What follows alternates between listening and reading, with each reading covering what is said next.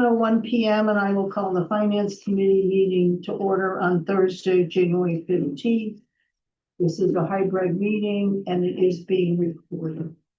I'm Sarah Mellish, the chair. With me in the room from the Finance Committee are Gar Morse, John Croft, Andy Olderman, and Marie Creighton. Nobody from the Finance Committee Zoom. Also in the room are Ann Harrison from the Select Board, Tony Barletta, the town administrator, Andrea Mainville, the finance director, Christine Dixon, the town clerk, police chief Fitzgerald, and Lieutenant Mark McCoy. Okay, with that, we will start with the police department operations and capital budget. And I believe that, Chief, you sent us an overview. If you could just go through that, that would be helpful. Yep. So again, thanks for having us in. I'm taking us first this year to get it out of the way. You did get my memo, so just the time to actually go through the whole thing, if you had a chance to review it, any questions. But the overall theme of things is going to be staffing in FY 27 and looking forward. Yeah, so the highlights were impact of training requirements, and then we lost 2 full-time. Yeah, so currently we're down 2 full-time people. We're trying to recruit and hire. We've gone through a second round of interviews the other day. But potentially we may have to go back out, but we haven't decided yet, or to see if we get some more candidates. But as of right now, we're down 2 full-time people, backfilling the role.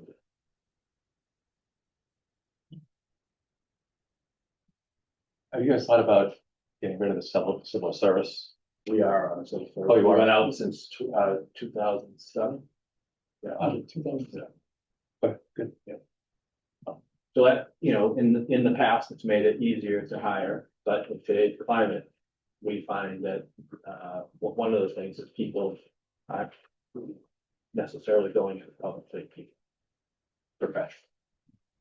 And it's tough to recruit with a loss with the post commission, the loss of the reserves. It is tough to home grow those people. And every department is pulling from the same pool. As a matter of fact, Gloucester today just put out a hiring notice for lateral transfer. I think they look at the 10. Yeah, they're down 10 people. I mean, it seems like a good job. Yeah. The all-in cash comp is good, and you get a pension. But if you look, we're in the process of doing some comparables right now. But if you look at our base pay, it's considerably low compared to other communities. So that's one of the things that people are looking at, not, wanting to come over here. Plus, the long-term opportunities. We're a small department, and this younger generation wants, the action and the. So we do have reserve officers. When police reform went through a few, how many years ago was that? 2020. They require reserve officers to be fully trained like a full-time police officer. So once they get that full training, now they're like a free agent, and other departments are grabbing them if you don't have an open spot. And our current reserve officers are retirees who are limited by their pensions and hours, or number of hours they can work. Now, when we went to the regional dispatch, we did add some police officers to the staff. And we also were dealing with the town's concern regarding coverage of the lobby. And I'm wondering, what is that utilization? Is that an opportunity while we're short-staffed to cut back on that off hours to That's avoid okay. some overtime. That's what we're currently doing now. Current- Okay, okay, Most of the good, time on the day shift, the lobby is not set, okay, or has not been set. okay. Tony, have any towns outsourced their public safety? I'm not suggesting it, but I'm just curious, are you aware of any instances where that has been Not that I know taking of, place? not that I know of. Maybe in the western part of the state, they call the state police and that's the midnight. Yeah. And not that. Yeah, I was gonna say, it's more like mutual aid supplementing, you know, or, you know, our department is part of NEMLEC, which is, you know, more specialized services, but do provide assistance to us on, you know, July. 4th of July, like heavy days that we need more staff. We're able to utilize that program. If we were to merge with another town's police, and again, please don't think I'm thinking about doing this, but if, would we be more competitive in the marketplace if instead of having X number of employees, we had 1.5 or 2 times X number of employees and more opportunity for advancement and that sort of thing? Yeah, it's hard to say. You'd have to, it would be dependent on, again, it comes down to really what that base pay Right. means. You know, if you did something like that, what would it be, make you able to do? But I think our neighboring towns are all, you know, kind of dealing with the same problem. same problem. Same issue across the board. There's just not a lot, there's not a large pool of applicants out there. So you're really either running the risk of bringing someone in who doesn't have an academy, paying to send them to an academy, plus paying to backfill that shift while they're at the academy. And then when they come out, hopefully they stay with your department for a number of years. But it's oftentimes 3 years, you know, down the road, they're shopping, you know, and looking at other communities that are just able Sure. to pay, you know, larger communities that have a commercial base, that have a split tax rate or not. Mhm. They're able to pay significantly higher. When I worked, back when I was actually collecting a regular paycheck, I worked for a great big company and we had trouble finding new employees. And we were in downtown Boston. We went to the Boston schools and tried to interest 8th, 9th, and 10th graders. And we would run, you know, Coke and donuts or whatever it was, and said, hey, you know, if you don't have to be indentured, but you want to sign up with us, we'll help train you and help you get into college or whatever it might be. It does seem as though with the challenge that we're confronting in terms of staffing, whether we do it alone or whether we do it with some other towns or whatever, you know, innovative personnel engagement stuff might be called for. Just a thought. So I'm done. Sorry. I can speak to that quickly. I know we have gone to the local police academy. Sometimes they self-sponsor people who are paying their own way to get through that. Yeah. We've advertised there. We have gone to local college fairs and whatnot, and Great. and we've given a lot of brochures there. So we've done our best to do exactly that. Great. I'm gonna apologize. Could you give me your name? Sergeant Loof with the Lou. police Oh, department. thank Sorry. you. A lot of towns, this is how bad it's gotten. A lot of towns are now offering signing bonuses Mhm. to people that laterally transfer, really. I guess it's for anyone, but It's anyway. Yeah. it's mostly designed to incentivize some lateral transfers. And that's done outside of the union contract. I think that Yeah, would well, have they- to be negotiated with the union. Oh, okay. And the police contract is It's got another year, Another year, yeah. another fiscal year. Okay. So we have to basically decide if we wanna continue as we have and sort of eat the market increase in police pricing or have less police thing. What, I noticed, well, at least on my street, we have a lot of construction, so there's a lot of police details. It's slow Road to, construction next. I've seen the painting on the road. So does that impact, does that help us retain people if we've got a lot of police details available? Do we have troubles filling them? Do we ever use on-duty people to do the police details? Mostly off-duty. people Okay. That fill them in. If we have trouble filling, we go outside to other communities, bring officers in. Okay, So that really hasn't been an issue. It's just, making sure that we have enough staff to maintain the minimum food every day. I think, For every trip. you know, prospective candidates are looking at our union contract, looking at the base pay, looking at if there are additional stipends, you know, for EMT EMT. certification. Where are we with the Quinn bill and as far as salary increase based on educational level, but they also look at detail rates too. Detail rates, most detail rates are not a cost to the town. You know, of course, town details are.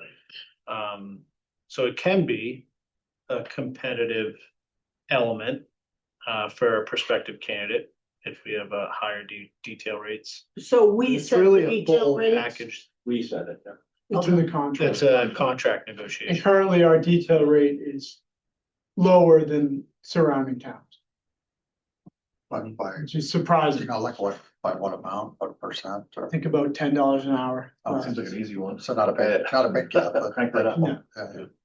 And we can't do that under the current contract.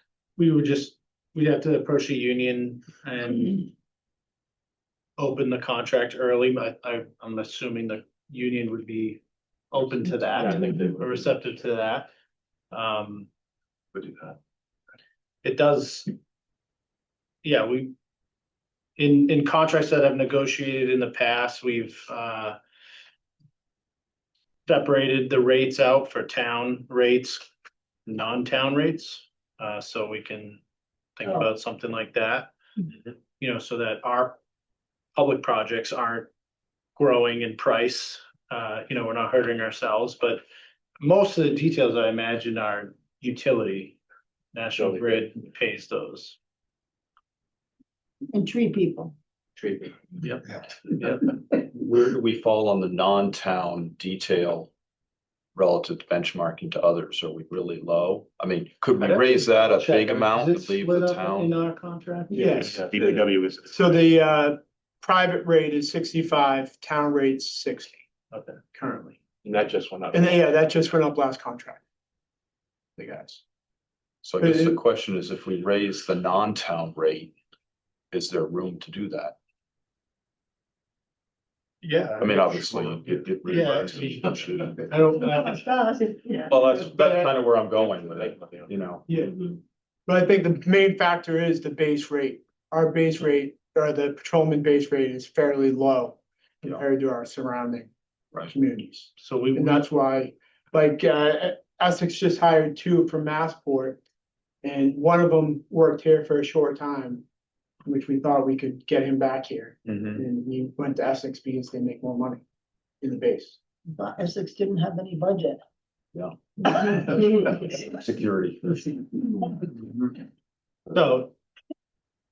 Before we go too far down that road, you know, I don't wanna, like, that'll be a negotiation with the union. But certainly it's something that we've talked about and potentially approaching the union to open the contract early.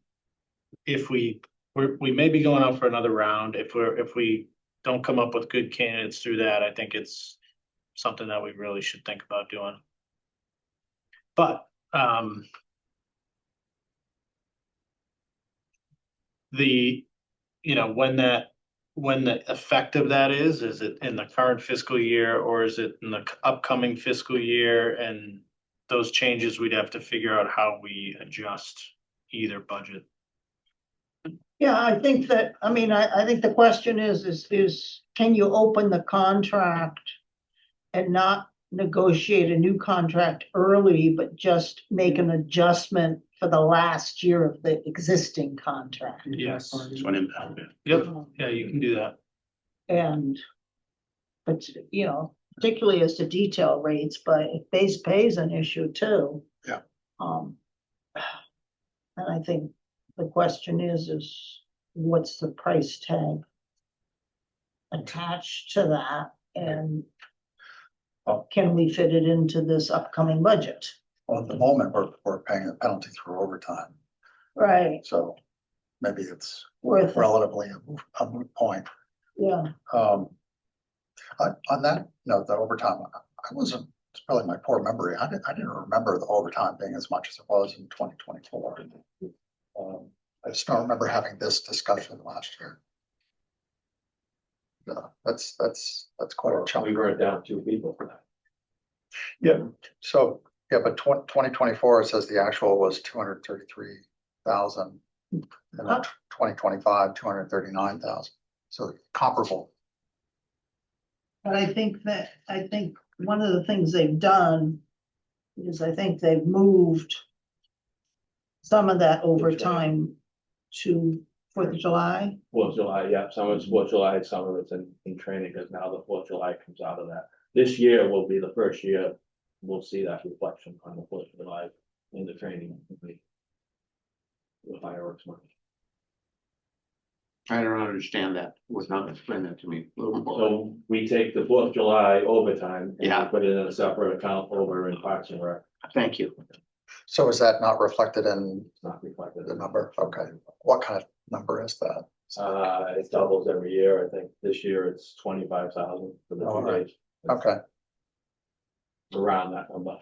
So do we think this budget is much closer than the last couple of years to actual? Overtime. Yeah. I'm hoping.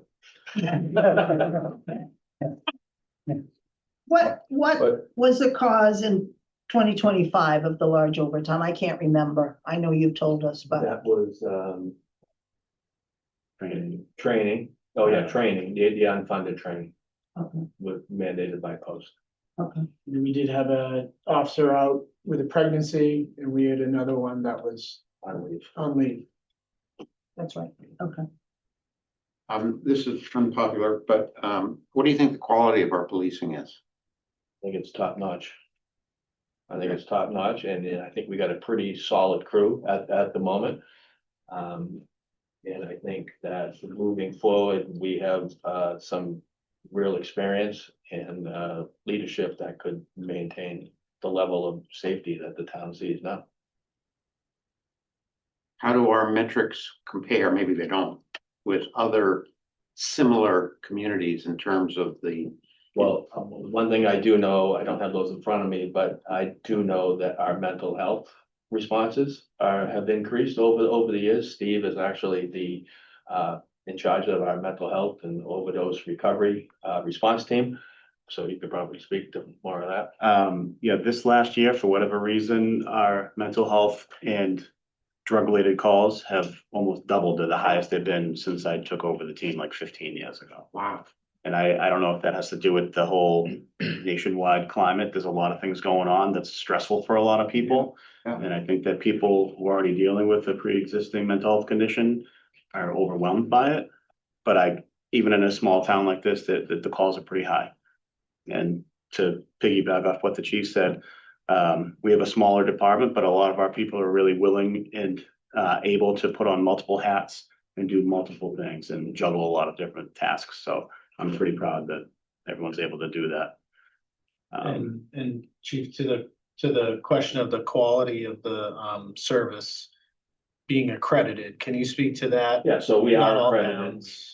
we've been reaccredited once. But first we got accredited, then we got reaccredited. So that accreditation process is where dealing with today's best standards, and we have to show metrics every year, year one, year two, year three of the accreditation process, that we meet these metrics. So, that's a pretty high standard for a small agency, and one of the biggest drawbacks is this building.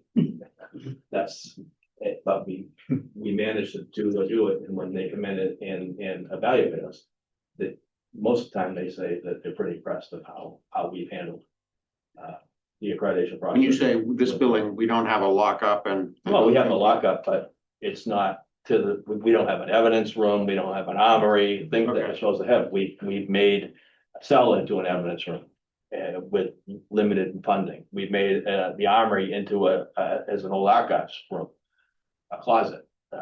So And you have high tide also. we have high tide, they pump it out. So the accreditation keeps us at a high level standard, and the process of accreditation just is tough, and it's worked on every single day.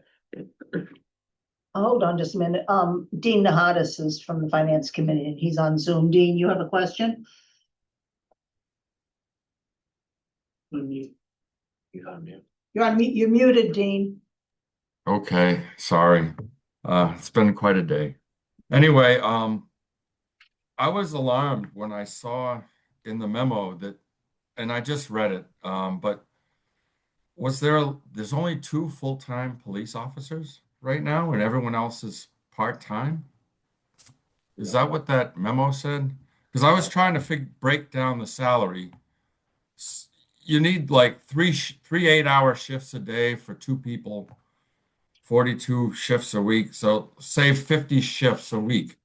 How much of those shifts do we need overtime for? Or do we have enough people to fill those in regular salary? I guess that's the question I had.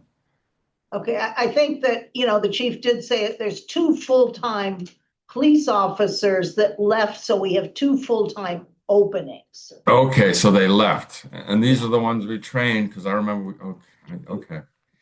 So chief, how many full-time police officers are there? Well, And women? Excuse me. we should have 15 for patrol, so we're down 2, and then there's the chief and the lieutenant, so 17 total. Okay, Okay, that's what that makes more sense. So I read it wrong, that 2 left, and then we're replacing them. Okay, thanks, Dean. yeah. I Maureen, guess I just have a question. I mean, it's a staffing issue, and I guess the question is, how do you think this is going to play out over the next 3 or 4 or 5 years? Because I'm not entirely sure it's a money thing. I mean, people want to get trained and then they want to go on to maybe more exciting places. So Manchester's going to be faced with this challenge, and sometimes looking at what we think the next 5 years is going to bring helps us figure out what to do now. And I'm curious if you have any. Well, I think one of the things for our retention was the Quinville put back into the contract. That was a huge thing. We lost, I think it was like 11 people to other communities, because we trained them, we hired them, and then they went to like Beverly. A lot of them went to Beverly, Gloucester, because of that. So I honestly think that we're in a good place with that, but if you raise the pay, or the base pay is probably what's going to retain these people, because what I find is, I hate to say, the younger generation, they want to do their 40 hours and nothing else. Yep. In our offices. I would say the reverse of what you said is also can be true. Sometimes you have someone who's working in a big city, maybe has 10 years in, and they want to slow down. And a place like this is a lot more attractive. But the thing that I think holds them back is the pay that they're making in a city isn't quite, what they make in a town. So if we can bridge that gap a little bit, maybe the reverse of what you said could also be true. Yep. So from just stretching that forward, instead of maybe trying to hire people right out of the academy very early in their career who are looking for, big city stuff, we focus more on mid-career. Challenge with mid-career is that the expectation on pay may be higher. Correct. So, you know, I guess how does the town structure itself to think about that model going forward, maybe? Do you want to go over that staffing model? I can, and to your point, that's kind of where we started with this process. We put it out to people who were already academy trained and established somewhere, tried to get them to come to us. That would be a more seasoned person. Rather than what we call home grower candidate who needs all the experience. So back a few years ago, when we realized we had kind of a staffing issue, I know everyone's seen this. I think I have extra copies if anyone needs it. It really is just, we went over the numbers and said, all right, what does it take to run a police department hour by hour? And we figured out that really each officer can give you on the schedule that we work 1,941 hours. We then deducted a bunch of hours from that for vacation, for average sick time, for court time, training time. And then we looked at what an officer can really give you. We ended up with about 1,405 hours is what an officer can give you.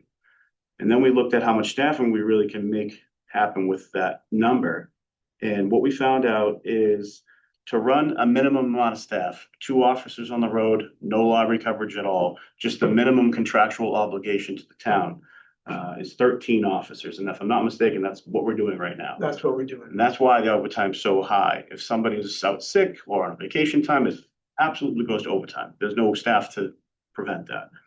So if we can get these 2 people hired, we'd be in a better place to be able to have a little bit of coverage for those days. And then this reflects what we call the gold standard, is if we continue hiring, we get to get 2 more after that to be at a total of, I think it's 17 patrol staff. At that point, you would really see a dip in the overtime because we'd have a 3rd person available, working patrol. But if someone were to call out or have a court date, we could just fill it without overtime. So, I mean, those numbers don't lie. That's just what it takes. And the figures do go up and down based on salary, but this will be the same in 10 years from now. Where does this budget envision for the next year as far as staffing, filling the 2? Just getting us back to the 15 15. officers. And we've been very creative with scheduling and working the schedule a certain way to make it, not have so many natural openings, but we are a small agency, so we're doing the very best with what we have. We're pulling union contracts from neighboring communities that are similar to ours, communities that are just nearby, Beverly and Gloucester. Obviously, we're gonna be much lower than them because they have a much bigger budget. But at the same time, with the Quinn bill as an example, it'd be really hard for a city like Gloucester to do what we do with the Quinn bill. It'd be really expensive for them because of the number of officers that they have. So we're looking at that. We're looking at, I know you've talked to a lot of your colleagues in other departments. I've talked to a lot of police officers that I know that have recently moved to other positions. We've tried to ask, what's the attraction there? And some of it is, am I gonna be just sitting in a patrol car, or am I gonna be doing specialized detective work or other types of services? But it really comes down to the base pay, signing bonus, education incentive. And then there's also kind of an element of, does the community support police? That is kind of a newer factor in the recent years since police reform and the George Floyd days. That's kind of been something that we've heard a little bit about too. And is the sense that Manchester residents support our police? Yeah. Yes. Yeah. How, just irrelevant, but how many of our folks in policing live in town? One, 3. three. Total, yeah. Three total. So suppose, again, relevant, suppose we had housing that favored town employees, whether they're a school teacher, police officer, whatever it is. Would that help our staffing or not really? I think it could, it could and it couldn't. It kind of depends on the candidate. Yeah, okay. Do they want to live Well, you know, in They have Manchester, little by the kids sea, that want to go yeah, to yeah. grad school or Yeah, whatever. right, so it's possible, but certainly, I think it's difficult for most town employees to be able to afford to live here. And certainly, yeah, it's, you know, we're not gonna attract a candidate from Western Mass or that lives down on the Cape, so it could make a difference, but it's hard to say how much. I have just a question. You mentioned the Quinn bill a couple times. I've been on this committee long enough. We had the Quinn bill, we went off it. Is the Quinn bill one size fits all, or is it negotiable with different compensation for different levels of education? Or is it really like one standard cookie cutter thing? Well, the Quinn bill itself is a certain level of education incentive. And then other municipalities, their union contract will be a percentage. So we're Okay. We're full Quinn full Quinn bill. For all of us. for all of Mhm. Some towns will be at 75% Yep. or 80%. So Yeah. what does that translate financially? Are we paying for the education? Are people being paid more when they complete the education? Both of those, one of The those? latter. The latter, okay. So a person pays for their own education, but they get paid more as an officer. Yeah, and in the union contract, it has to be a criminal justice degree, can't be. Okay. And it's a bachelor's, master's, Associates, Associates, So if you have an associate's, you get 15%, bachelor's, 10, bachelor's, 20, and then master's 25. I just want to kind of go back to that staffing that you mentioned, Sergeant, about, we're at 13, lay out the numbers, that's actually the right number, but when you consider, all people's lives, you need at least a couple more people to kind of cover, sick time, that kind of thing. Right. But then you said the ideal would be to add 2 more staff to carry 17. And so 15 is, what is the 17 covering? The 15 isn't So the 15 is just gonna get us level.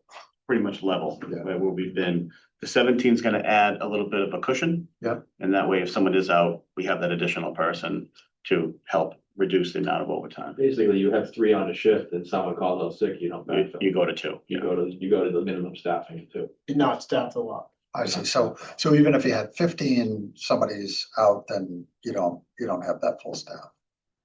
Not always. Not all. Yeah, there are some Okay. instances where we do have 3 on, and that's why we got creative with some schedules and put some splits to best utilize that. And Okay, thanks. that's just more forward thinking for the future. I mean, Yep. if we really want to tackle the overtime problem, I think that's where we mathematically need to be. It's a parallel to discussion to the fire department. Yeah. We keep That was- having more was people and we still. For whatever reason. The challenge. Not to say it's the same. No, what is it? challenge? My last 2 cents into this is, as Tony alluded to, we can put together some comps for different salaries in the area to give you an idea of where we stand. And then I also looked, as far as the hiring issues that we're dealing with, into an outside agency called Get Badged, and they are an upfront cost, but they host exams, they create their own candidate pool, and then I hate to say sell them to people, but they hold all the cards, and they can try to set us up with somebody who is comparable. So they're like a recruiter. Yeah. Yeah, exactly. Exactly. Yeah. And so they collect a fee from, They collect a fee. I think what I was quoted out a couple days ago is around $2,500. Yeah. Is that a person or I just? think flat? that's, I think it goes by a subscription, and it may be a year access, maybe even 6 months to the candidate pool. And we can then have access to all those candidates who have already been examined, who may already have an academy, and then start doing interviews from there. So that's another viable option that I just discovered a few days ago. Do you have a sense of how like Hamilton, Wenham, other like communities like us are dealing with this? Or are they in exactly the same boat, doing exactly the same? Yeah, I think they're back, like Essex had their positions open for a long time and they finally filled them. I know Hamilton, they had a couple of reserves that they just did away with the whole reserve program, so retirees, whatever, then they're hiring additional full-time staff with the ones that know stuff we have.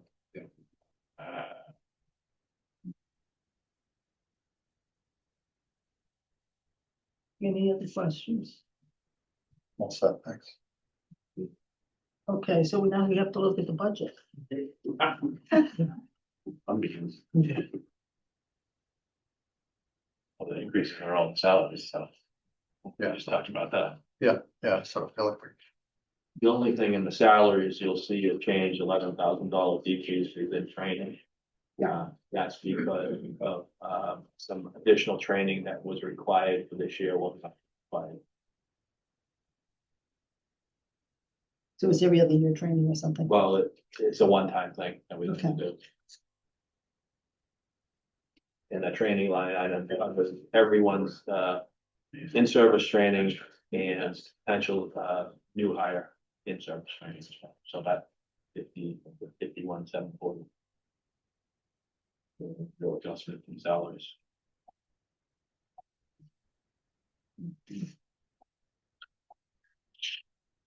And then we have expenses.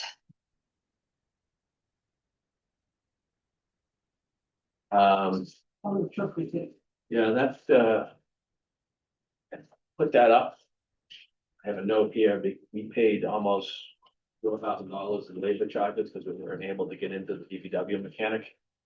And, just for routine breaks, oil changes and stuff like that. So it's been slammed up there, and when we need things done, he's been unavailable. So that was part of the increase for auto and truck repairs. And Tony, who controls his availability? Chuck? And is he full-time? Yeah, Or full time. I mean, I think he's having a hard enough time keeping up with what they have going on. Yeah. Not being able to handle anything else with being only one person. Well, it just seems a shame if the routine stuff isn't able to be handled in-house. yeah, Whatever routine depends, on- is. he may be covering other higher dollar kinds of repairs on DPW stuff. So it might be a good trade-off. Okay. Right.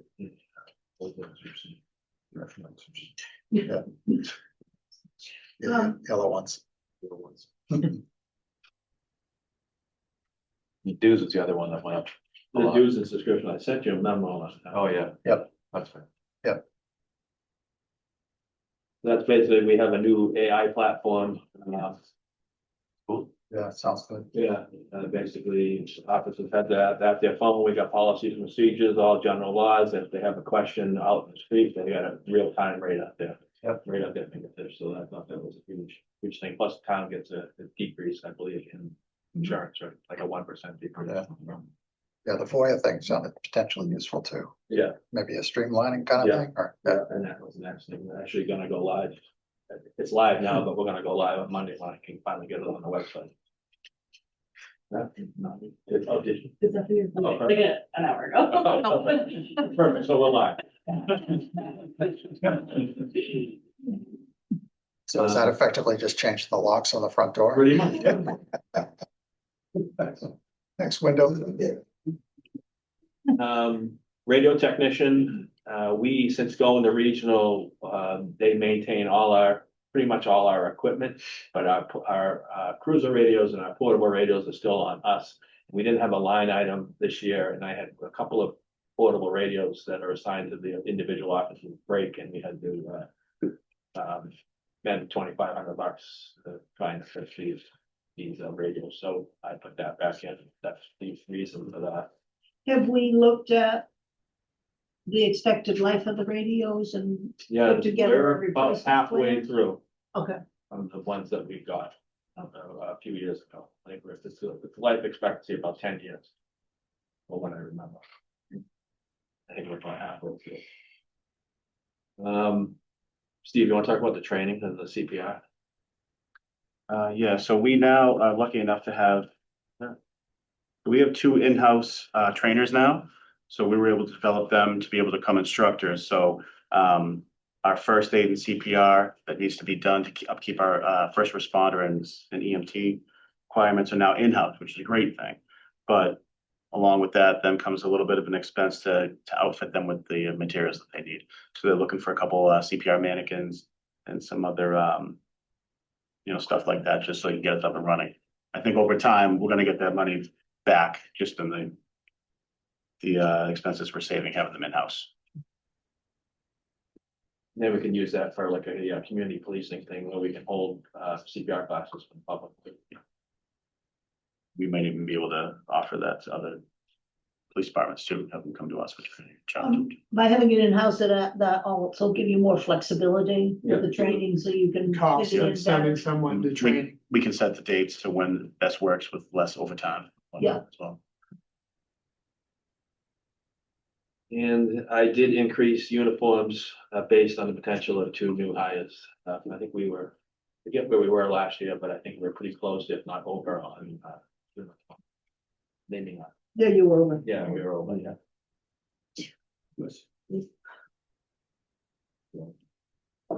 Considering a regular uniform that we're wearing right now is probably, $100 for the pants and $100 for the shirt. You'd be so, it's a racket, it's a racket. When I retire, I'm opening a uniform store. Sounds like a business opportunity.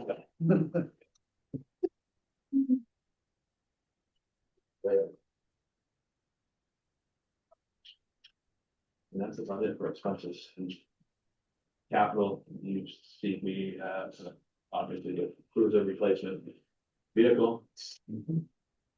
What, okay, so now we get to vehicles. How many vehicles do we have, and what's our current replacement? At one point, we were replacing police cruisers every 3 years. What's our current replacement schedule? So we don't have an actual schedule. It's the oldest car that goes. So the line car, we have what, 4, 5. So every 5 years, I think the line car goes. I have it right for a long.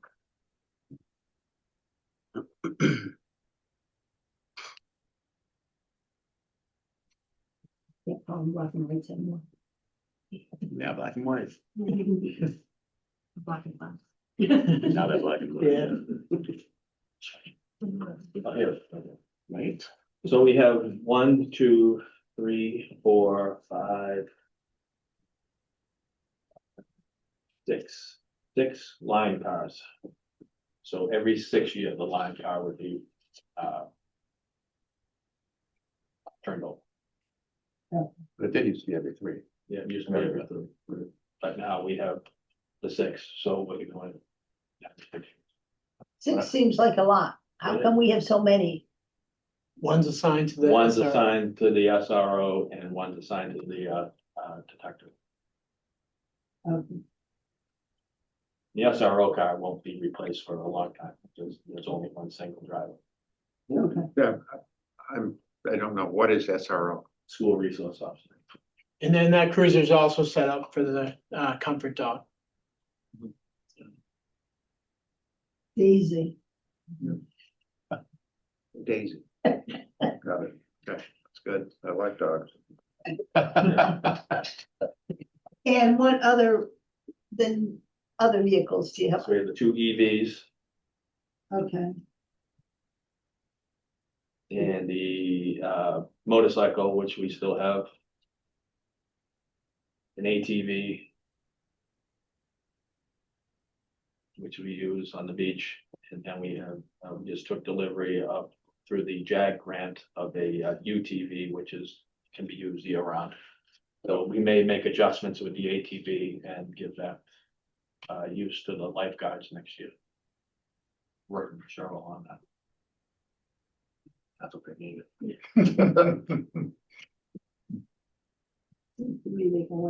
So, go ahead. so if you have 2 shifts full-time and 6 cars and 2 go to the detectives, so is the intent with the 4 cars that you like can alternate a car over That's what we shifts? do. That's what we do. I Yeah. have it right here, I can send it to you of exactly what each car is assigned to do. No, I'm just phrasing it so that it sounds Yeah. more reasonable. Yeah, no, I get it. Okay, thanks. Are the EVs part of the 6 or are they in No. addition to? Are you using hybrid for the cruisers? Every car is hybrid. Oh, they're all on, okay.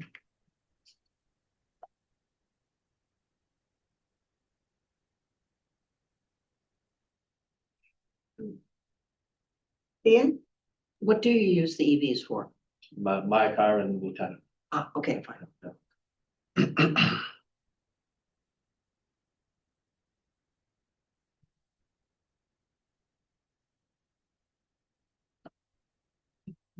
And this is our last year of TASER, Last year, okay, but yeah. and then when do we have to start again? So it's in the 10-year capital plan that it's on my spreadsheet, so it's probably 10 years from now, Okay, okay. 9 to 10 years from now. Now, if the ATV moves to the lifeguards, But we'll still have control of it, but we're gonna allow them to use it and store it at the beach. so will part of that cost go to Parks and Rec? I think we're still kind of working off the Yeah, details. Okay. Been, very limited discussion with Cheryl on it. Okay. Since we got the grant for the UTV, which is the utility vehicle that's can use for all weather, then that's what we decided to look into. Okay, because I noticed that the ATV replacement is here for 2030. And by then maybe We might the not beach need it. expense. Yeah, and the I think police it's- expense. Probably won't need that. We Not probably need won't it, need yeah. that. Okay, okay. Like that. Just as a broader observation, it's a lot of vehicles. I understand why you need them, but from a maintenance point of view, that's probably something to think about town-wide. I mean, if we've got essentially 10, 11 vehicles effectively in this department, DPW's got a lot, and others got a lot, Maintenance is one maintenance person trying to manage all that is. This is just a broader Yeah. topic for Yeah. discussion. Does fire have a maintenance person? No. They No. used to, at one point. I don't think they do you know? No, I don't think they do. Not anymore. No, they used to. Yeah, they used to, yeah. We have a fleet manager, but he doesn't do like oil changes. Is he a police officer? Yeah. Okay. And what's a fleet So- manager do? Just manages the vehicles, manages the, sending them out to be repaired, Okay. making sure the tires are, radios are working, electronics are working, all that. I mean, he has done a lot of electronic stuff. For the cars, but Dean, did you have a question? Yeah, kind of related to the, You went on mute. We can't hear you. yeah, I'm sorry. Okay. I didn't have time to come because the CPC meeting ended quick, but, okay. For the maintenance of the vehicles, my biggest concern is that they get flooded with salt water. And I'm wondering if it's a facilities issue or police, but maybe we should consider something like Bayon's temporary shelter up by the lawn of the Masonic Hall where there's high ground, just to have a place to put cars in case of we're due for a flood tide, so I just think it's a time bomb. well, we do, if we get a large storm, we move all the vehicles up to the DPW. Oh, okay. Does that work operationally for you though, or do you need If to have? it's a snowstorm, not so much, but if it's, because they are in and out of there, but if it's like a rainstorm or a hurricane or something like that, then yeah, it'll be fine. Thank you. I suppose you could also move them on the street in front of Yeah, we the do that too. place. That's what we do. If we Yeah. expect the parking lot to get flooded, we Yeah. pull up on the front.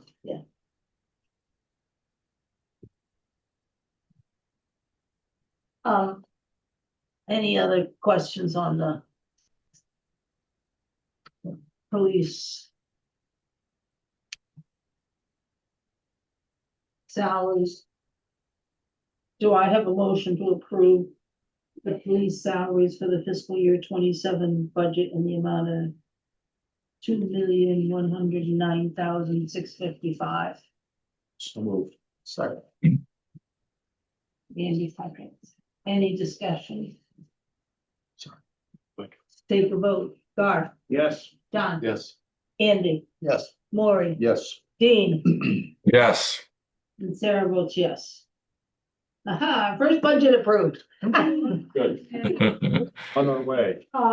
So, if we do go down contract negotiations because of needing to try to incentivize people to come in and it changes that number, we'll bring that to you later in the process. Yep. Okay.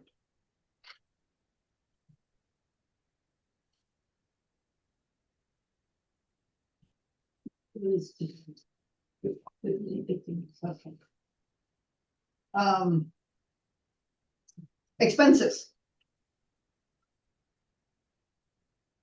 Do I have a motion to approve the police expenses in the amount of, for the fiscal year 27 budget in the amount of $2,241,755? Actually, wouldn't it be 135,000? 32. Oh, sorry, 132,100, 135, 132,100. sorry, my printout. TA recommended. Got it. So moved. John moves in. Any discussion except that I can't read the spreadsheet. Details. Oh. Almost got a big raise. Spending over 4 million on the police department. You go back to that 2 million. Your vote, Gar, Yes. John, Yes. Angie, Yes. Lori, Yes. Dean, Yes. and Sarah votes yes. Okay. Now can we do animal control?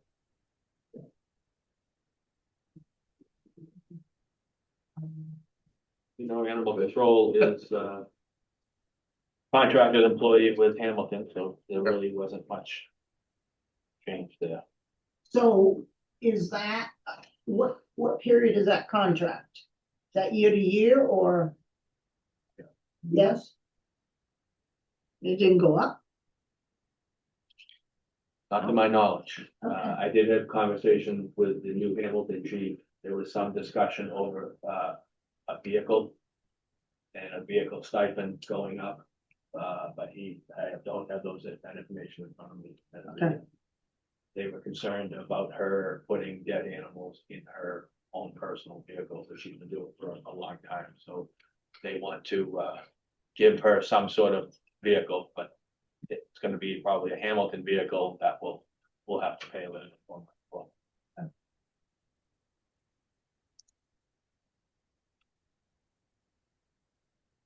Oh, we're paying for a truck, right? We're paying $1,000 Yeah, so. to her. Yeah, okay, Yeah. okay.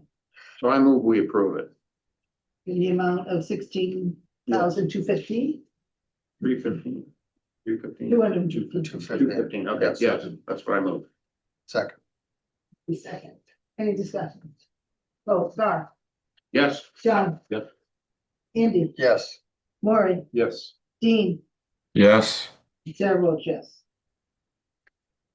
That's it for police, right? Is emergency management Fire. under fire? Yeah. Fire. But parking. Might want to stay. Yeah. Yeah, you might want to stay, parking, overlaps into the town clerk. Thank you for the police. Yeah, thank you. Thank you. My last one. You won't see me. No. Yeah. That's not helping our staffing situation. That's Do you have a replacement? Hope so. It's probably gonna stay on as reserve though.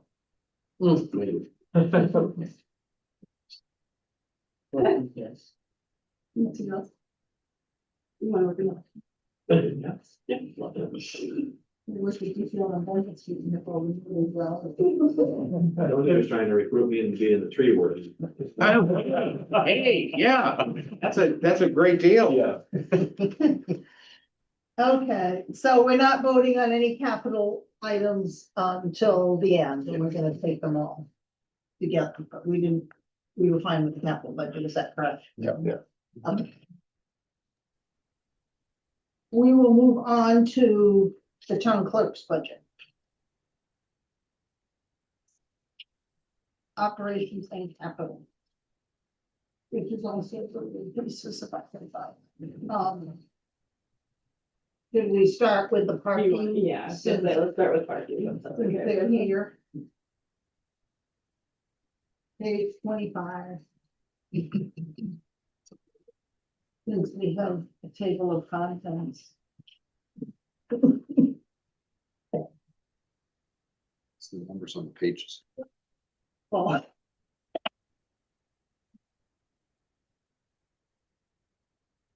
So the parking sticks, those are the Yeah. the little pedestal thing. sure. And how are those appearing to work out in terms of? Well, I think that, so let me backtrack a little bit. So a few years ago, I was tasked by, I think it was Greg and through the select board, coming up with some technology for parking, because we were having limited staff for parking enforcement. Hard, to find people to stay on through the whole season. So my first thought was kiosk parking, but no one seemed to like the kiosk parking.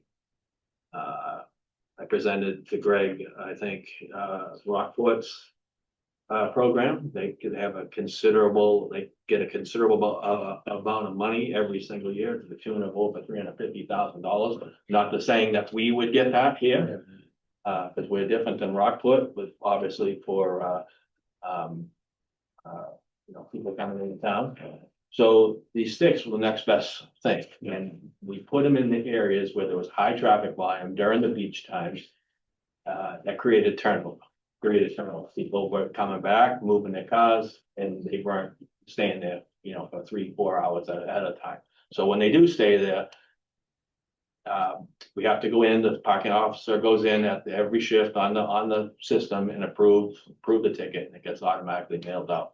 So I understand that. I think it's costing the town a little bit of money for having those sticks. Yep. But people need to be aware, if we end up taking those sticks out, we're not gonna have the turnover like we have. Unless Unless you put some kiosks in Yeah. and make the ones. So the revenue line item somewhere. I think it was 36,000.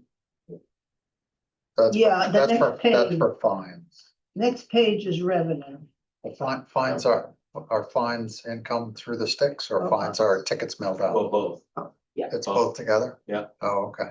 PEOs and sticks, but what we were able to do is having our parking enforcement people expand their patrol up Pine Street, up School Street, onto the parking lots of Brook and Norwood Ave parking lot. White Beach as well. White Beach.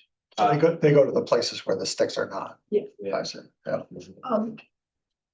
Do we know, Andrea, how much of the fines is from the sticks and how much is from other things or not? Is that something?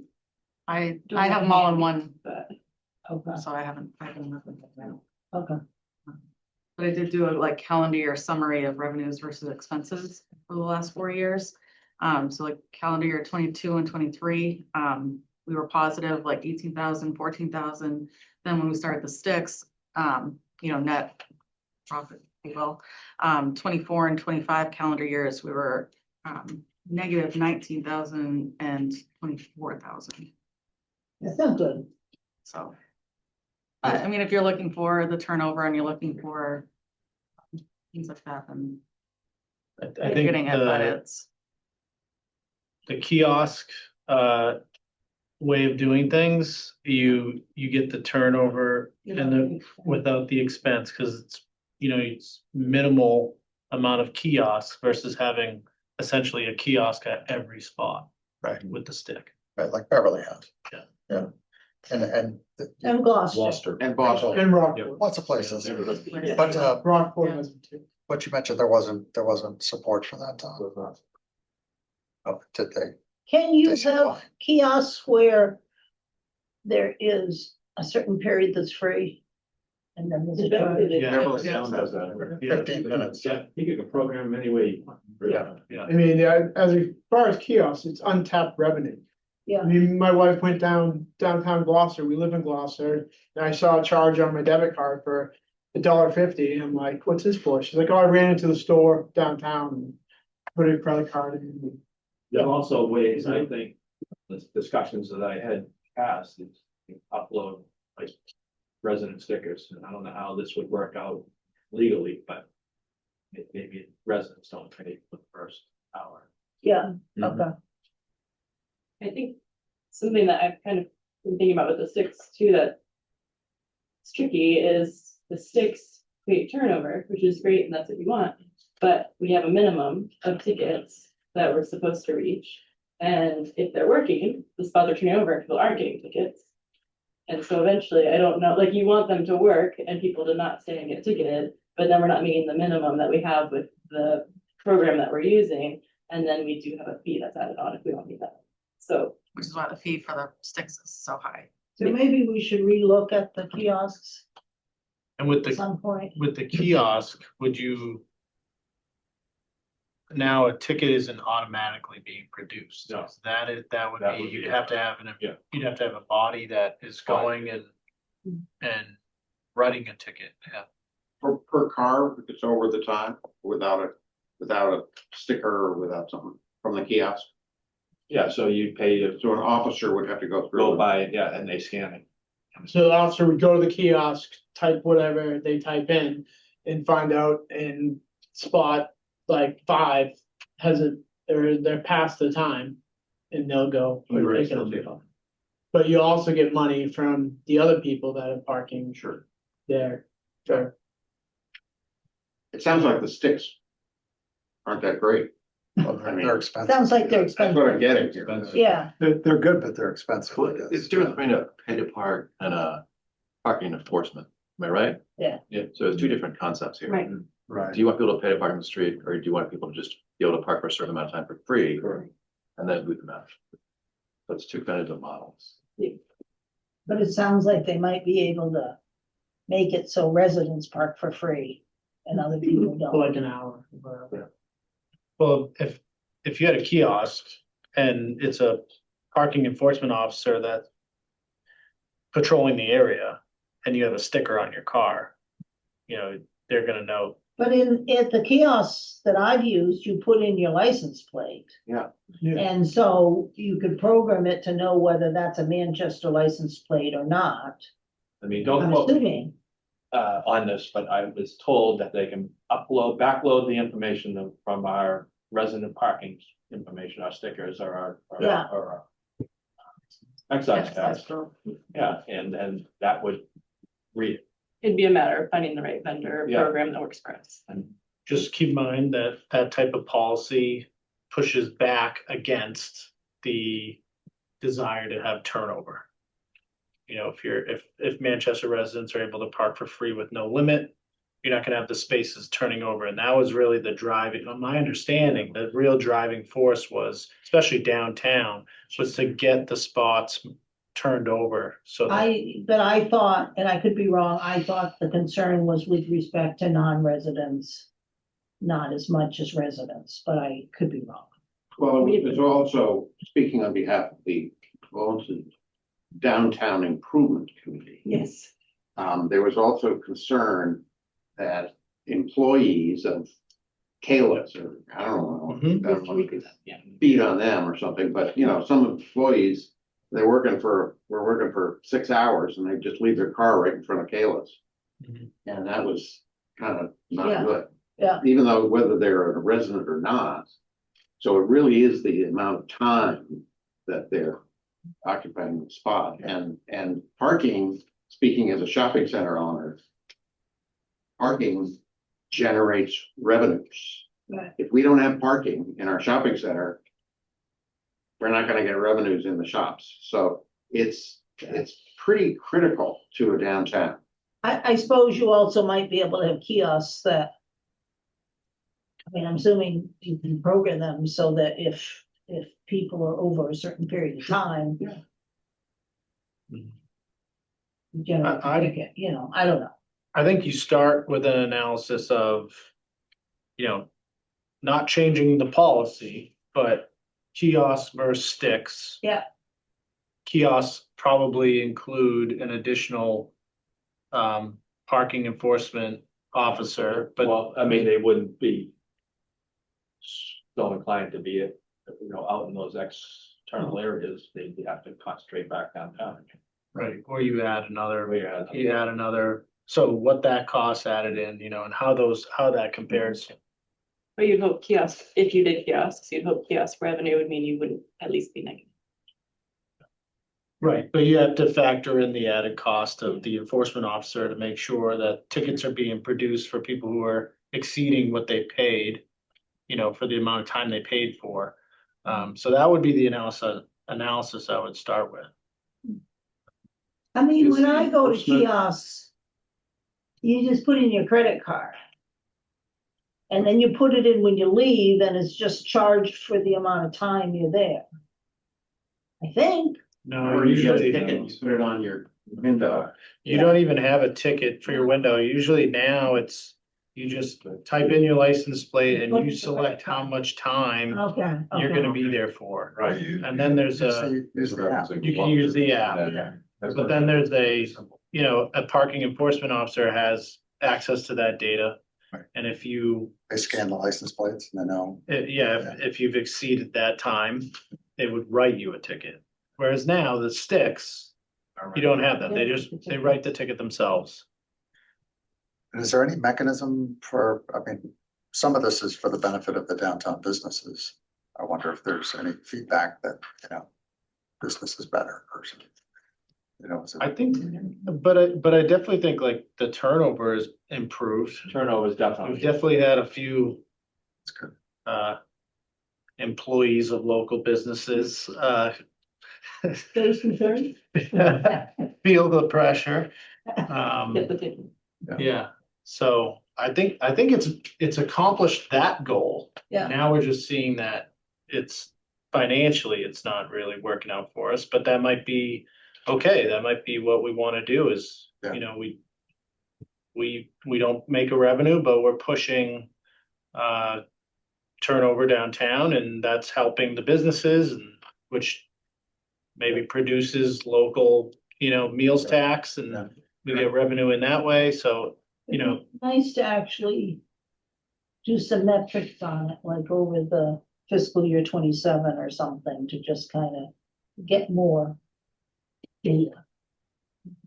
yeah, So, I might be able to pull some of that data looking back too. Dean, go ahead. yeah, thanks. So I'm glad to hear that we're moving away from these parking sticks, and I'm very surprised to hear some of these conditions of the contract. And from a procedural, well, two things. One, will it cost us anything to get out of this contract? And two, why weren't we appraised of the details of this contract? I know things get handled, but who negotiated this where we hear that there's a minimum fee when we know off-season there's no parking issues? So it just mystifies me, as a finance committee, did we drop the ball in not looking over this contract? Did someone write this contract with other issues in mind? I don't know. I So- don't believe the sticks are used off-season, They're turned They're off. off. Yeah. so. Will it cost us anything to get out of it, though? The contract? We'd have to take a look at the language. The sticks run from May 1st to October 15th. Except for the one in front of the post office, so you're. Oh, really? Okay. That's what Question is, we're- is the parking enforcement officer a full-time position, a seasonal? Seasonal. Is it sort of like lifeguard, seasonal, so many months and Yeah. no Seasonal full-time. benefits and all that stuff? Okay. Any more questions on parking? Nope.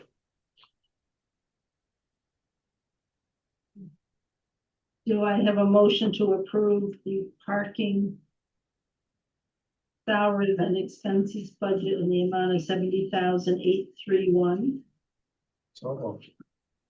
Second. Second. Okay. Wouldn't discussion, oh wait, Go ahead, Dean.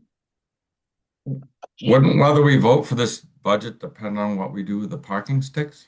I think that it's premature to assume that there will be any change in the parking sticks and or kiosks or anything by the time we need to approve this budget. So I think we have to approve what's here. If, you know, a study's done and I think it's gonna take some time to study it. Yeah. Well, this is for FY 27 though. Right, but we're voting on it in April town meeting.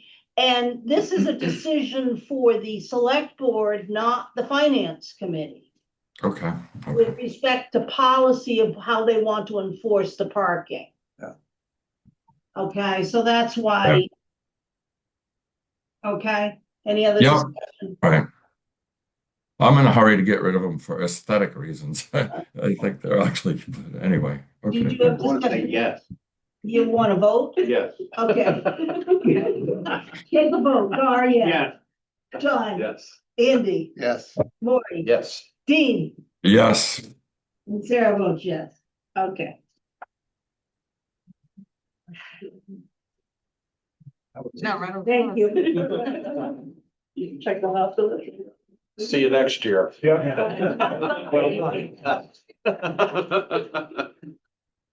I can see five most days. Good. Keep trying to. Thank you. You sure? Thank you. I have to turn my car down there to have it on. Hear about the tractor, actually. The front is off. It's Oh, okay. moved. Oh, Okay, now we're on to the town clerk budget. Page 23.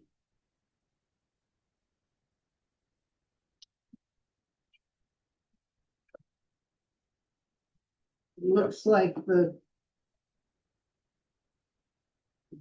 clerk is moved to full-time in 26.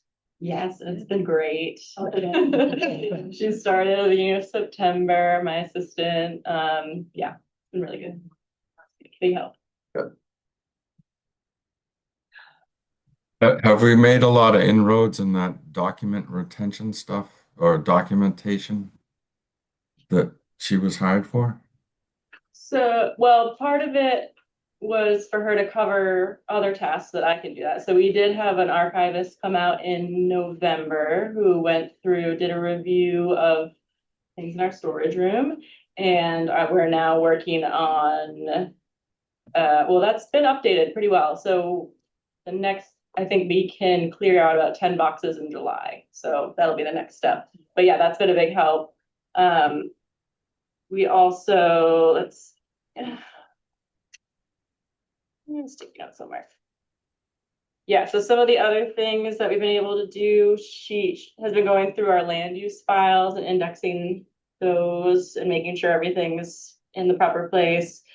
We, as we had mentioned before with the chief, the request FOIA program. So we're actually just working with Tiffany at the end of the day. She's going to announce that tomorrow and it's going out in the Tide. So that was great. That was a big project this fall that I was able to work on because she was helping cover the counter and the phones and the, you know, kind of basic, not basic, I mean, it's a lot of work, but the inquiries and things like that from the public. So that's coming. We also, I've made a few big spreadsheets of like elections, put in the election date and I'll calculate all the things we need to do and the dates that we should be doing them by from our office, which has been a huge help. So we're, that way we have it set up. If anything happens, we both have access to it. We know what's going on. Next project, I don't know if it'll happen soon because we do have 5 elections coming up this year, but working on an elections contingency plan. So it's really, her being full-time has allowed me to do some of these bigger projects. Yeah, it's been great.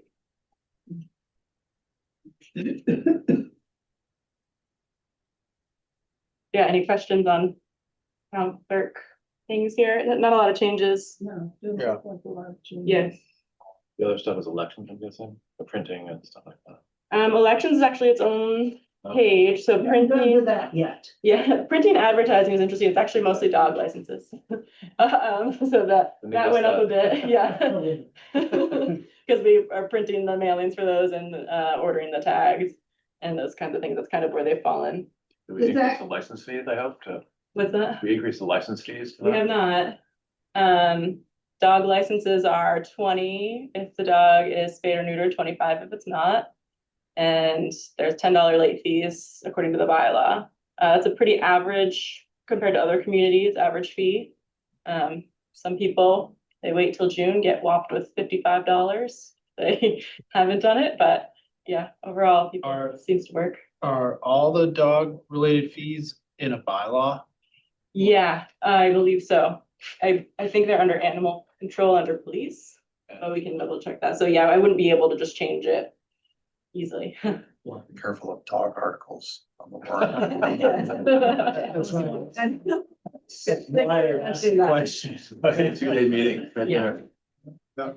Yeah, and it is, I think if we were to raise it much more, it would, yeah, be more than other communities. I don't know. Does that? Where's the price for the stupid resident parking stickers? Those are under the parking budget. Oh, I mean, I I did. didn't ask. Yeah. Sorry. Divide and conquer. Tell us how you really feel. Okay. Yeah, but, yeah, those are under, it would be a combination of the computer fees and the printing fees on parking. Yeah. Yeah, so as far as town clerk goes, the only thing that I forgot to mention in the memo, that we can also talk about if it comes up with capital, but, looking at, actually, this is another project hoping for with the help of my assistant covering the office. General code, we can codify our legislation, so they will do a review of the bylaws, zoning in general. They can help us organize it. They'll host a better website than a giant PDF, which we have on our current one. Every time after a town meeting, I have to go into the Word document to try and update the bylaws. It freezes and I get a lot of error messages, and it's very concerning that someday it will just disappear or something. So that's a project we're looking into, but that would add like a $1,500 fee annually eventually if we were to go through with that project. But that's really the only thing I can see coming up in the next 2 years, budget wise. I think we're in a pretty good place.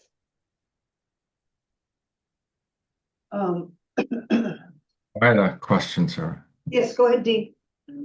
So I'd like to look at an initiative. Right now, we have residents have to register like multiple third-party vendors to pay like a beach sticker versus a football fee, or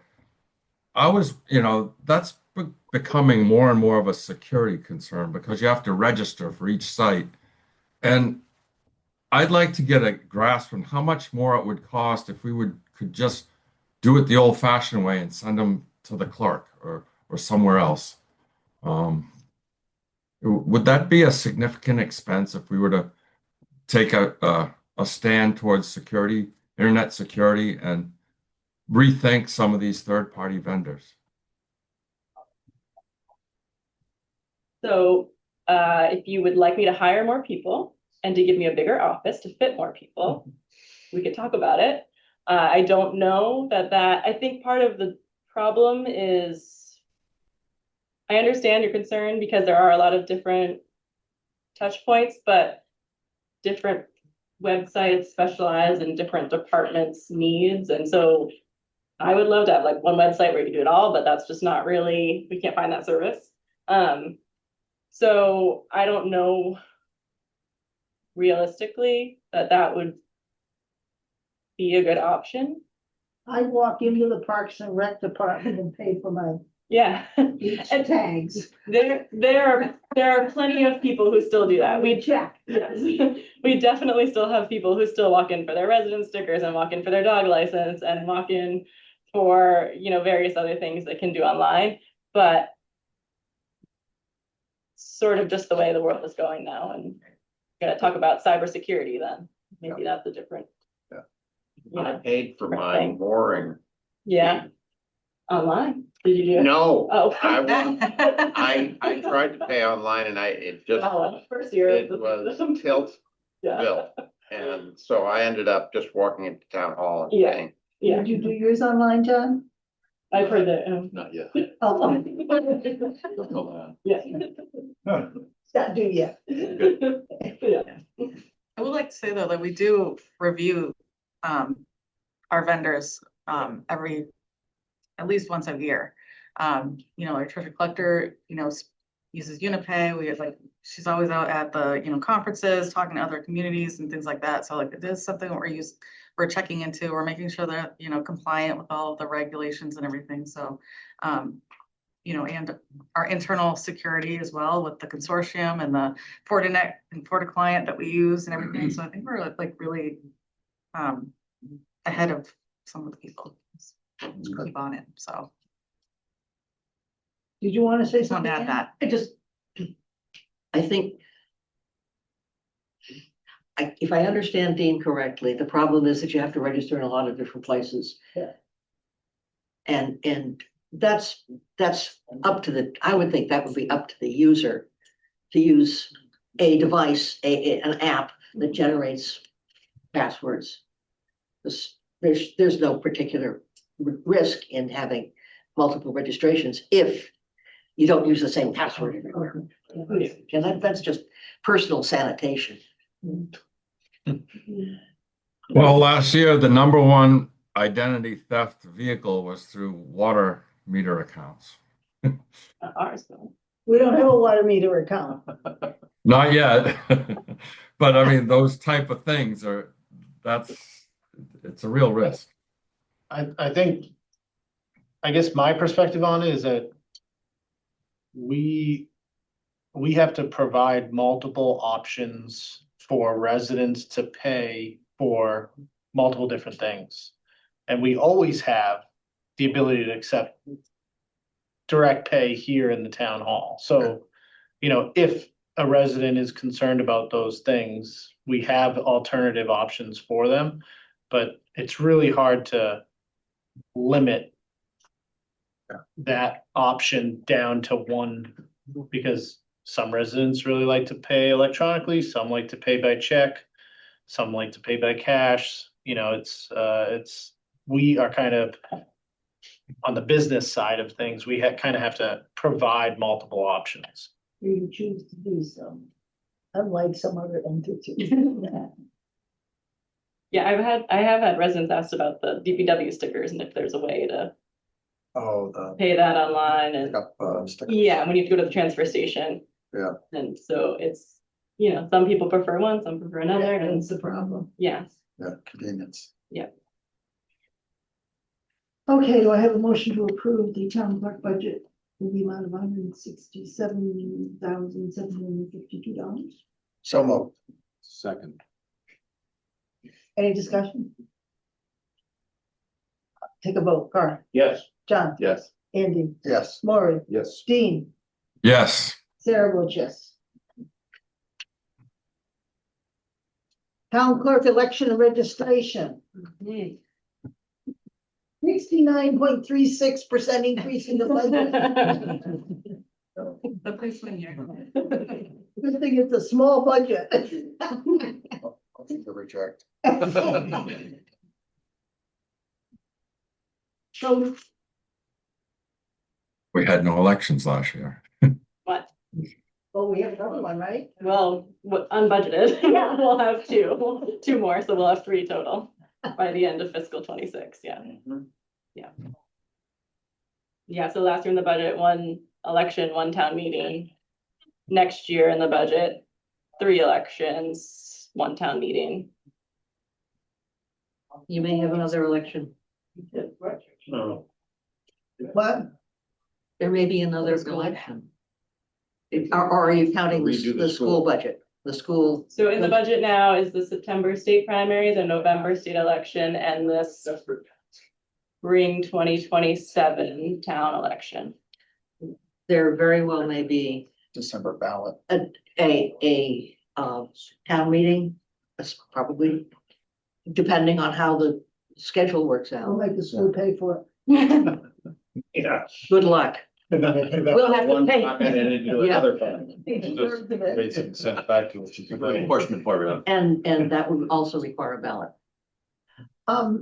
What? When we're talking elections. Yep. So, excuse me, the local elections. There's no early voting, no Right. absentee voting. There's still absentee. There is and mail. absentee. Yeah, there's always mail voting. Okay, There is no in-person early voting because when we looked at it, I think we were getting, I can't remember now, I looked at it with the registrars and it was like maybe one person an hour or something, and it was not worth paying to, because we have to have two people sitting there. And it just wasn't worthwhile for local elections. so what's the most expensive component of an election? Is it the voting on election day? Because of all of the. It depends on the type of election. So for a local, yes, certainly voting on election day. I mean, a big state or big presidential, mail is a big component too. Okay, Because I know if I remember correctly, and I might be confusing some Beverly and Manchester numbers, but what I think I've seen with like the last presidential, there's maybe half mail, half in person, something like that. So that's a lot of postage and a lot of time packaging all those, and sometimes getting people in the office to help with packaging all those and processing them. Mailing ballots out to the voters. Yeah, but we don't see nearly that for a local election. We have some, but not to the same degree.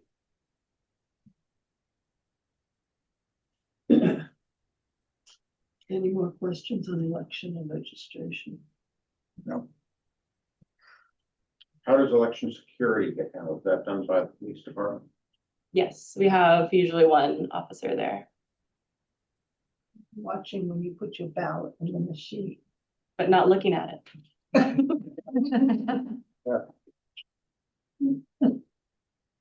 On the school, potential school election, the last time we talked about that, we were amongst ourselves Yeah. questioning whether that could be added to the state or on the same day as whether it could be added to the ballot for the state elections, or if it could also even a second ballot that could be offered on the same day.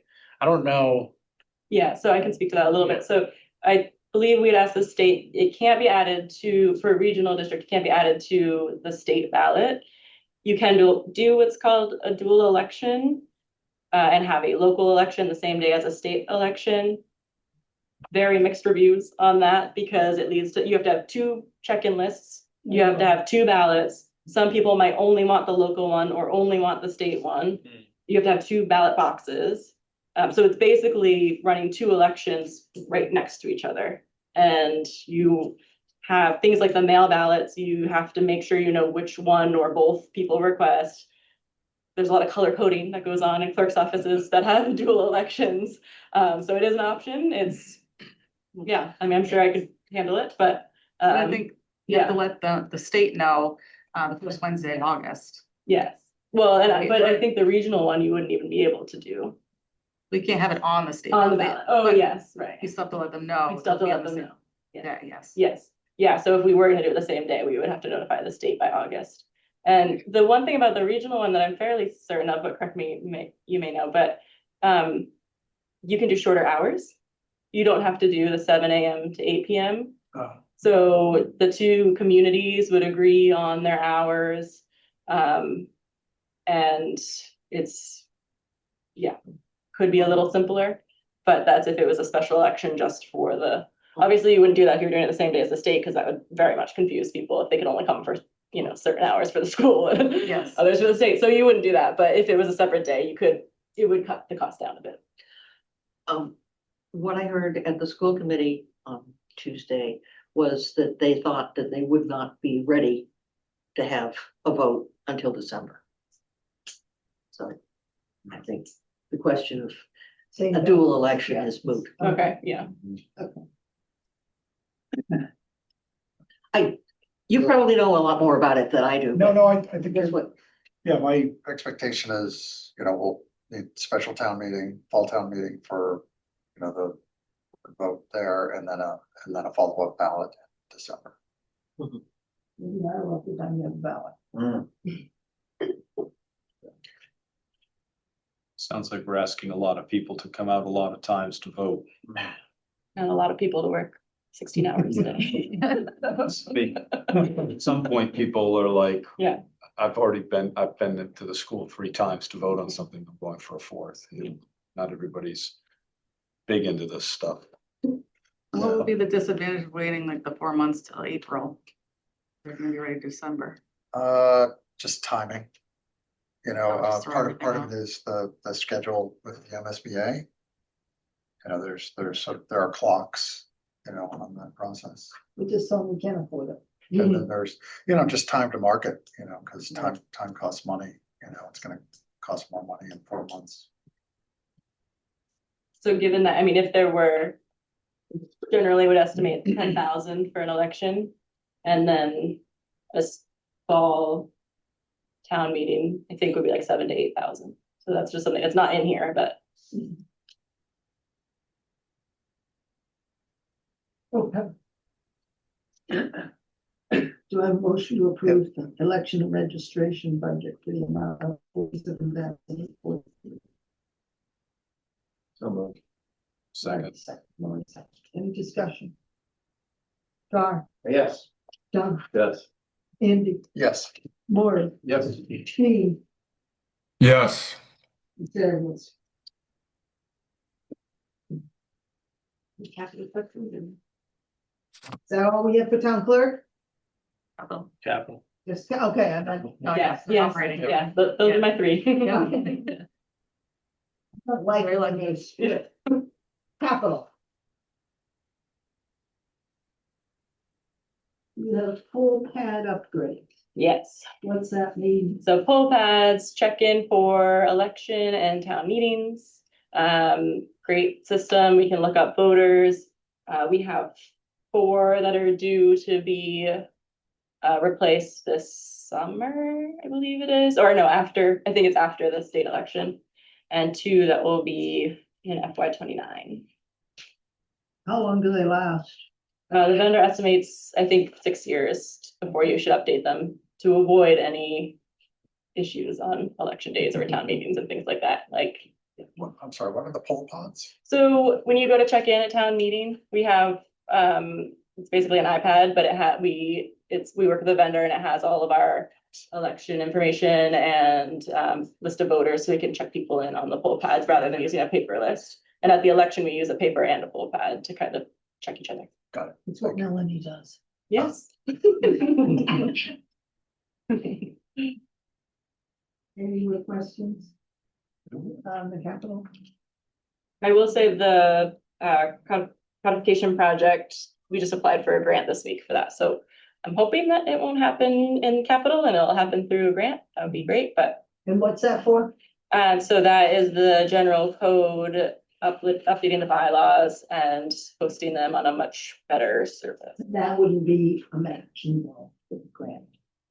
Oh, good. Yeah, just an annual maintenance fee of 1,500 after that, if we were to do that upgrade. And what's the accessible voting machine? Yes, so that's, right now, we have the auto mark machine, which is wider than this table, and it makes a lot of sounds when you try to use it. But it's for people who have vision issues or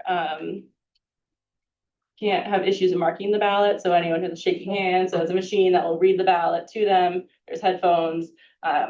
It's really great for people who need it, and it's also very old. So the one that we have now was through a grant that the state got from the federal government, and they gave them to every community in the state years ago. They don't think that they're going to be able to do that again. So we eventually will have to replace it. And they told communities to start putting it in their budgets, that it may be coming up. We don't know the exact price. We don't know exactly when, because it has to be certified by the elections division first to be allowed to be used. So there's a couple options that they're reviewing. And we'll see when and if they approve one that can be used. And they have a nice one that's like this big, I can lift by myself. And eventually I would love to get that one. And it's much more reliable than the one we have now. But for now, yeah, we're using what we can. And just something to keep in mind going down the line. You think say whatever, like do like a bulk purchase for all communities, like you pay into like. Yeah, I don't know, we'll see, I mean. Yeah, I keep waiting it for my financial system software, but. yeah, yeah, Okay, thank you very much. thank you.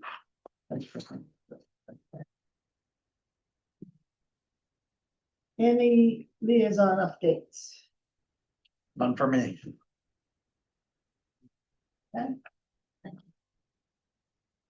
Um. We have minutes from January 8th, 26 to approve. Sarah, I'm Yeah. sorry. I was on mute trying to say the CPC is kind of up in arms regarding the rotunda stuff. So even though it's not till the following year, they're all like concerned about how that's going to play out, and they're looking for more information from us and the select board to have more of a plan. So Well, we, we've discussed it in the finance committee, and I think the finance committee discussion was, we didn't particularly support bonding it through CPC. But we felt it should be Right. bonded through the town. Yeah. So we've had that discussion, I don't I know. did relay that, but Jack was trying to find another way, that's all. We met with Jack today. You did have that discussion. My impression was that it was, we were tasked to come back to you with scenarios. You know, what's the debt burden, borrowing it through to ourselves, you know, through the town. And then plus last meeting, we talked about potentially taking, yeah. Yeah, And then also, if we were to do that through CPC, what that meant, and what if we did that through CPC and increase the rate, what that meant. So we're preparing to present those details to you next week. okay. Okay, Dean? Yep, thank you. Okay.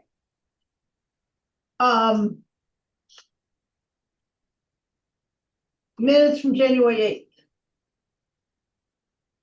You had an amendment, Yeah, Andy? yeah, and that's partly, I guess, speaks to our kind of AI function for the minutes, but I think, Dean, you're quoted in the minutes as with a comment about a concern over the public trust in the Rotunda project, which I don't really have a good feeling about whether that's true or not, but regardless of that, I don't feel like it's a pertinent comment for FinCom minutes.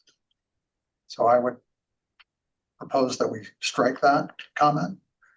And I would like to get a better sense of what our options are with AI note taking, you know, because it seems like it's pretty voluminous right now. We can always ask you to summarize. I do all. Well, Yeah. Sure. I can comment. I did look at that. I did finally get the minutes, and I was reviewing them as we spoke, as we had the meeting, but I did mention that you know, we went to town meeting and everyone left thinking that the rotunda was funded. We had known about the grants falling through before town meeting. We questioned people and we were assured that this one was good. No, that didn't. only one grant had fallen through at town meeting. We were told the coastal zone management for 1 million was pretty much guaranteed, and we funded other things. We did not. I spoke at town meeting and I did not say that. No, not at town meeting. This is at FinCom before town meeting. You know, one of our meetings, but I am opposed to having in our minutes individual concerns expressed. I think that the minutes should reflect the consensus of the board. okay. That I don't, Well, think we should be saying, he said, she said, and going into that much detail. That's my opinion. I mean, I just think it sets the wrong tone. Anybody can listen to the tape if they want to listen to it, but I think it really should reflect the consensus of the FinCom in the minutes. I don't know what other people think. I agree. I think so, and then generally it should speak to the financial aspect of a given project as opposed to the, you know, the tenor of people's feelings about it. Okay, so we'll start with the Mr. Naharis and scrap everything to suggested. And that whole paragraph will be gone, or that whole sentence. First So that sentence, Mr. Naharis suggested funding through a bond paid for by operational cuts, blah, blah, blah. That's fine if you want to. okay, Yep, that's good. thank you. Okay, yep. Anything else?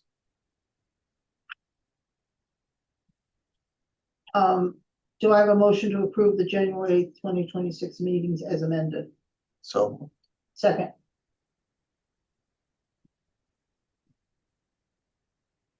I'll second it. January minutes. I'll second them. Yeah, you can't do it. I know, I'm abstaining, that's what I'm asking you. I'm curious if you're voting or asking for a second. Well, asking for a second, I thought. Look at me. But now I'll ask for a vote. Gar, Yes. John, Abstain. Stain, Andy, yes, Sarah votes yes, Dean, Yes, yes, okay, approved. Andy, stop by our office and talk with Debbie. okay, She knows the AI program best and Yeah. she'll be able to look at that with you. As far as okay, settings and yeah. It's not a general AI thing, it's something specific.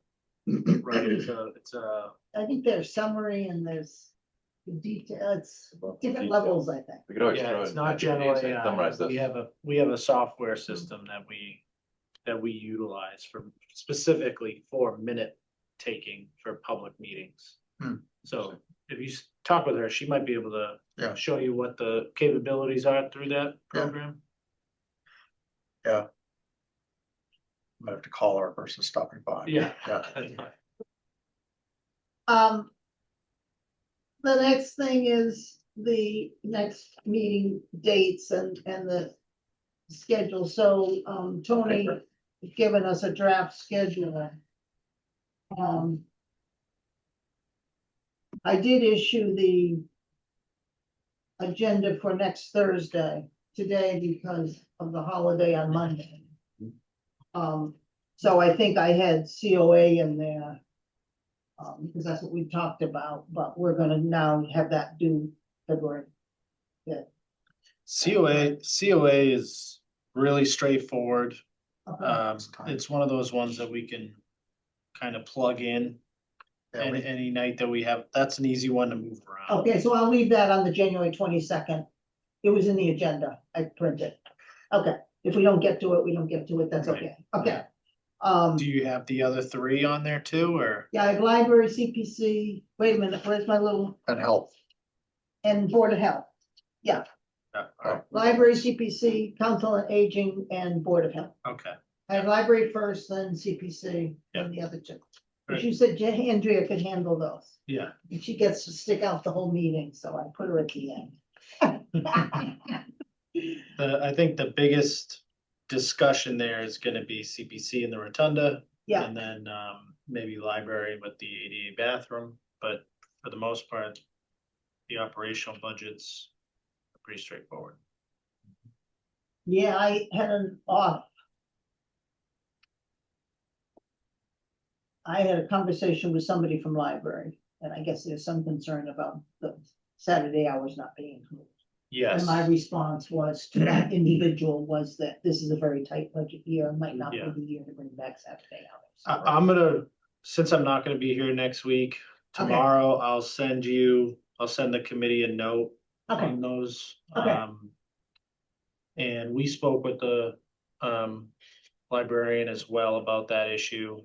I explained the same thing. Yeah. And I said, maybe we could revisit it later in the process if things like OPEB and health insurance and school budget work out, but you know, as the budget as is, it's just really hard to justify that with, especially where we are with the school budget Right, right now.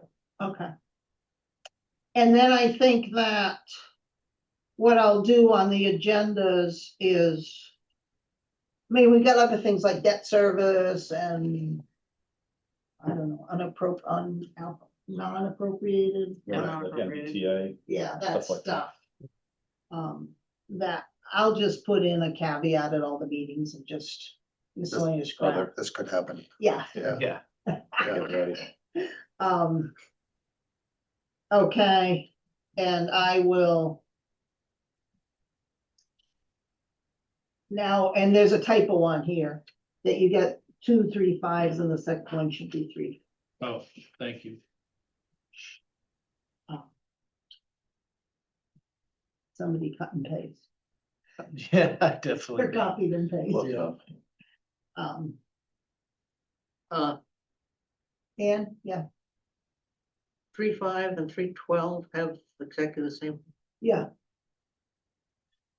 okay, we expected to need 2 meetings to do capital, okay, so I think that it was just, yeah. I do that all the time. yeah, We should, you know, as far as health insurance goes, yeah, so if finance goes on January 29th, mid-February, we'll have a better. We should have our number, our real increase number for health insurance. So benefits, I think, fall under finance department. So that part of it could be Let's do- revisited later. let's do, add benefits to the 226. Okay. So, sir. Yeah. Mhm. Now, and the assessor includes, building department, is that correct? Yeah. Yeah, okay.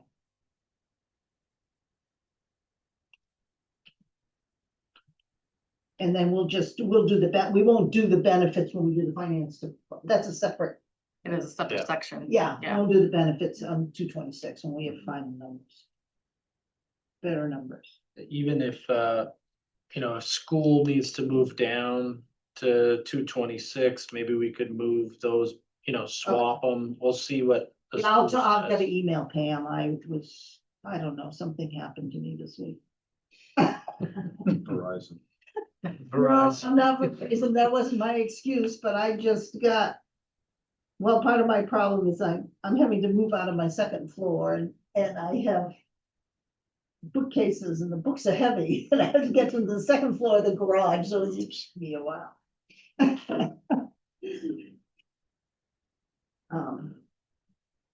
Okay. So that's good. And then what's this other thing is the timeline. Yeah, these are key dates, just, Okay. just really, really more on our end, but, you know, we work our way back from April 27th and then put it in chronological order. Yeah. You know, March 27th is a big date because that's when the report goes to the printer. February 27th is a big date because our general bylaw requires articles to be submitted 60 days in advance. So we just kind of like wanted to put this together so the planning board, the FinCom, the select board, and staff, we're all on the same page of Yeah. what are the big dates that we have to keep in mind. So one of the things that's not on this schedule is school's here, but, approval of the warrant articles. We normally do that. We do that before the booklet's printed because it goes in the booklet, right? Right. Yep. So we've got to do the warrant articles. Usually do that close to when the selectmen do it. The select board does it. We had it listed last meeting, but we didn't put a date to it. What, I don't see when the select board is approving the warrant. Well, so this, all articles have to be submitted to the select board Yeah, but when did it- 60 days in advance. So then it would be, we can pick a date in March. The select board meets on the 2nd and the 16th. So why don't we do, can't be the 2nd and the 16th. The second's Thursday. The second, are you talking February or March? March. March 2nd is a Thursday. Because we're meeting. No. That's You what were this 3, says. 5. Oh, 12, I'm sorry. I couldn't read my own writing. Okay. So I think we do the warrant articles on. Will the select board have the final? Typically, we try to do it a few days before the select board if possible. Okay, so we'll do it on the 12th. Yeah.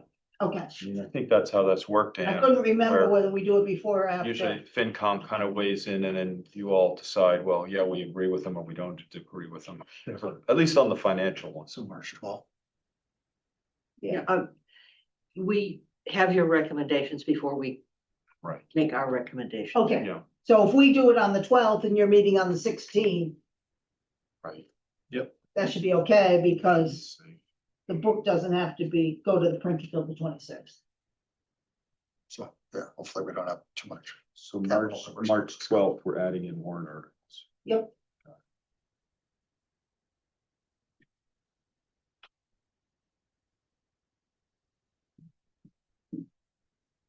And the other just wild card in here, this, Tony, this list you put together is great. It's a little bit about the school. Theoretically, they kind of follow their schedule, but again, we're dealing with two towns. So sometimes things get pushed downhill and What I heard on Tuesday is that they plan to vote on the numbers that should go in the booklet. On February 3rd. They won't know for sure what their health insurance is, and they have some other areas where they may be able to reduce things. But their plan at the moment, if I understood it correctly, and I probably don't, was that they would vote on February 3rd for a budget with hopes of reducing it thereafter. And when do you think they're gonna have the vote, when they're gonna have the help and the vote on the reduced? Didn't you say sometime in March? Yeah. I don't want numbers in our booklet that's not the final numbers. It's too confusing. We've been there, done that. Right. Um, recommendation on town meeting floor as opposed to publishing something that's incorrect. Yeah, Yeah. I mean, I had one, what was it, 2 years ago? Yeah. When I had to get up Crazy. there at town meeting and say, well, yeah, this was in the book, but this is the way it is now, and it was not pretty. It's dangerous. Yeah. I think So there needs to we be, could push into We'll talk to late Pam. February. Yeah. I don't know when the school committee meets. They're they're on the first and third Tuesday, Tuesday. unless there's a school vacation.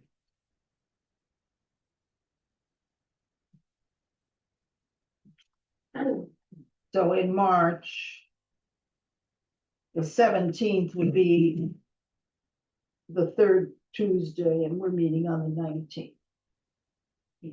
So So I'll put finalized school on the 19th. They're talking about having an open collaboration meeting sometime relatively soon. Pam said she'd send out Okay. notification for that. And that might be a good place to have Talk this, about the this business. discussion with Yeah. both towns.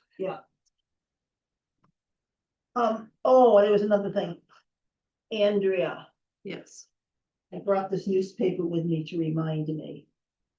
There is something in this newspaper that says that our match for Morse Pier is 90,460, and we had a much higher number in the budget.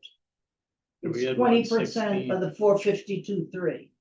If this paper's right, we had 116 Yeah, and And Bayern that's- saying it's 90,460 Okay, quoted in the paper.